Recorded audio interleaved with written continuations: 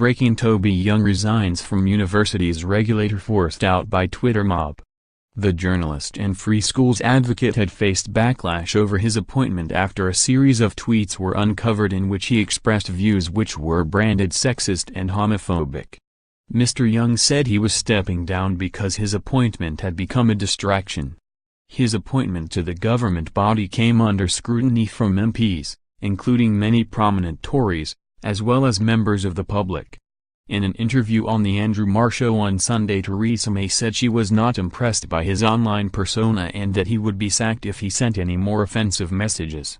Explaining his decision, Mr. Young said, "The caricature drawn of me in the last 7 days, particularly on social media, has been unrecognizable to anyone who knows me. I am a passionate supporter of inclusion and helping the most disadvantaged, as I hope my track record of setting up and supporting new schools demonstrates.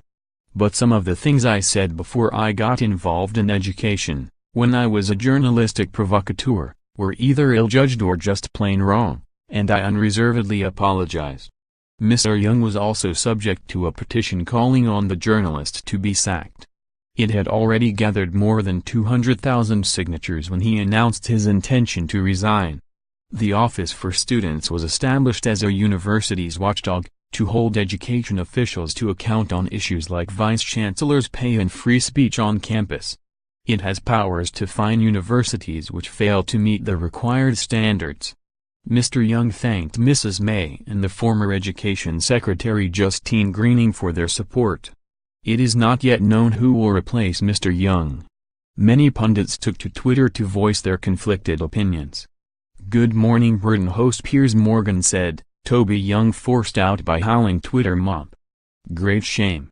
I don't defend his more offensive tweets or columns, but I do think he would have brought a valuable and distinctive perspective to university education based on his past few years of dedicated commitment to free schools." The Shadow Education Secretary, Angela Rayner, said, "The Toby Young saga has cast great doubt on the judgment of the PM who failed to sack him in the first place. Then yesterday we had the spectacle of Government Universities Minister defending his appointment in Parliament. He had to go. Tory cronyism could not save his job. Yesterday, defending Mr. Young's appointment in a Commons urgent question, Universities Minister Joe Johnson said, 'We have armchair critics who do not do half as much good as Mr. Young does for disadvantaged students in London and across the country.'" The Honourable Lady, Lucy Powell, has questioned the record of the West London Free School, but its GCSE results for 2016 put it in the top 10% of all English schools in the country. He added, "Mr. Young's work on behalf of disadvantaged and disabled students speaks for itself. He has championed inclusion in the educational institutions that he has set up. I cannot speak for the content of specific articles or tweets because, frankly, there are too many, and he has apologized for any offense he has caused, but I think that we should judge him by what he does, more so than we are currently doing."